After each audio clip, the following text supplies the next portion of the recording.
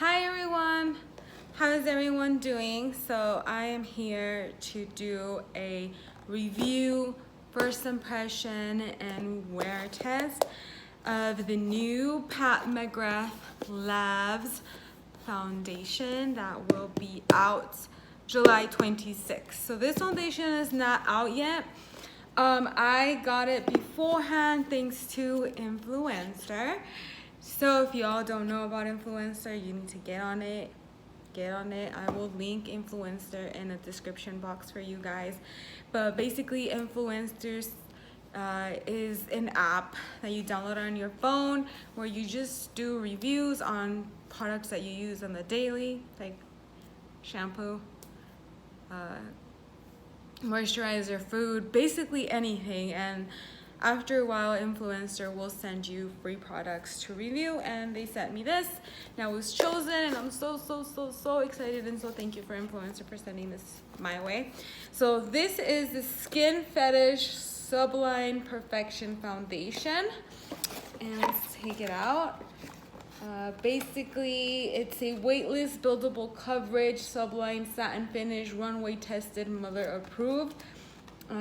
Experience perfection and 36 sublime shades for all skin tones, undertones, universal formula for all skin types. So I got this. This is what the box looks like. The product is right here. This is the box. It's kind of cute and fancy. And I got it in the shade, let me see, light 4. So this is light 4. It matches me pretty good. I am very surprised. So we're gonna test this out today. How exciting. I am super excited. So I'm gonna do one side of my face. I'm gonna prime, and I'm gonna use with the brush, and I'll be using the Morphe M6 brush to apply the foundation. And then I'm gonna use the other side with no primer, and I'm gonna use a beauty blender. It's already wet. So let's do this, let's start. And I'm going to be testing this out for some time. I'm not sure. I'm gonna be checking in with you guys as far as how the foundation is wearing, how it looks and everything. So I'm just priming my face, and I'm using the Makeup Forever Step 1 Skin Equalizer Base Smoothing. It's the Smoothing Primer by Makeup Forever. And I'm just like applying this to one side of my face. Just so I can see if it does anything, like as far as blurring and, you know. I mean, like, my fine lines to be blurred, you know, to be smoothed. Alright, so while that is setting in the primer, we're gonna start applying foundation on the face that's gonna have no primer. And I'm just gonna start by adding the foundation directly to my skin. I like to pump the foundation directly onto my skin. I don't like to pump it on my hand or anything. So I'm just gonna go in. And I'm just gonna do like something like that. And I'm gonna go in with this beauty blender. Maybe a little bit light for me.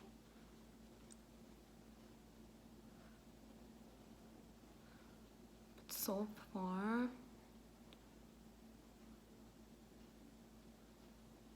it's not that bad actually. I do feel like I need to go in with more. So it says that it's a buildable coverage.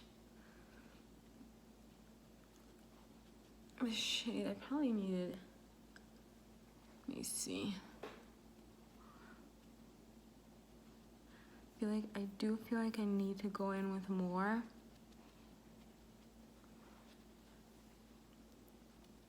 I feel like once I add like bronzer and blush and all of that, it's definitely gonna look a lot better. I'm just add a tiny bit more here and just build it up. I don't normally like a lot of foundation on my skin.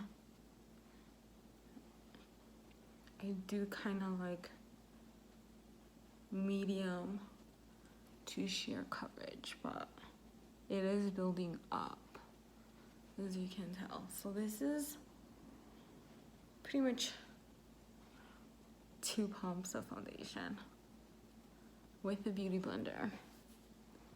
What does everyone think? I mean, I still feel like I need coverage in some areas, like redness, but it's not bad. I don't mind. I just do feel with the beauty blender, I definitely need to go in with more pumps of foundation, in my opinion. Okay, so now we're gonna pump, but it looks pretty good compared to this side. It's still pretty good coverage, in my opinion. Okay, so let's go on to this side with the brush. I feel like I'm definitely gonna get more coverage on the brush side. Oh yeah.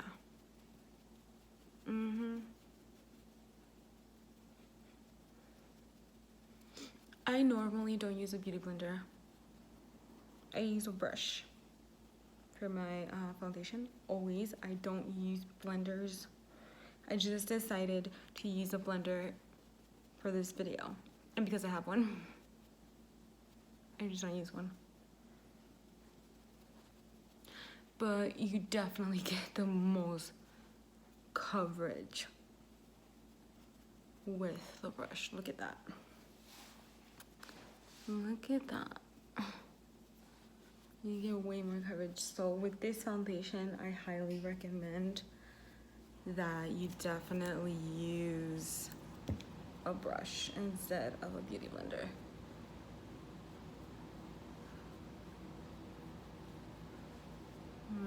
So this is a tad bit light for me, as y'all can tell, but it works. It's not like ridiculously light that it's like making a huge difference, but once I do concealer and all of that, it's gonna help. So I don't feel like I have to go in, but maybe I might need a bit more coverage on the cheeks. As far as like smoothing, you can tell this is very sheer to medium coverage, because if I keep building it, it does build. I just do feel like I need more coverage in the cheek area, so I'm just gonna add a tiny bit more. I just want to see if I'm gonna get, let me see here, just the tiniest bit here on the cheeks, just to see if we can build it and if it's not gonna look cakey or whatnot. I feel like I haven't.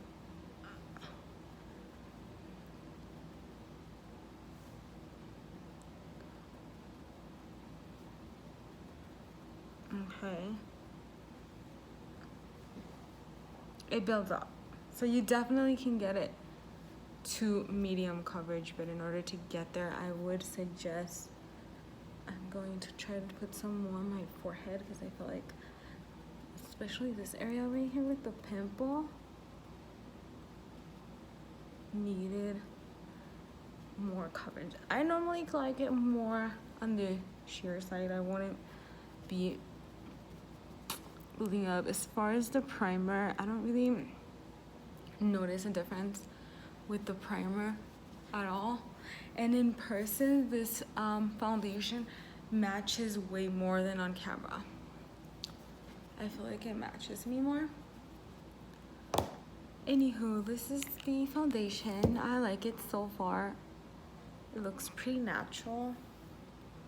I don't think you can get this to full coverage, because you could definitely still see some of my skin peeping through this foundation, which is fine. We will see how this wears throughout the day.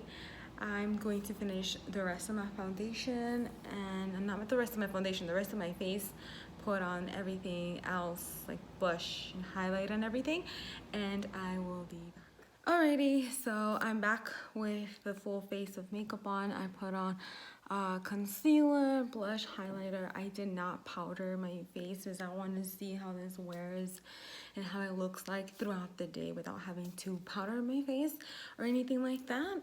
And I'm very excited about this foundation. What about you guys?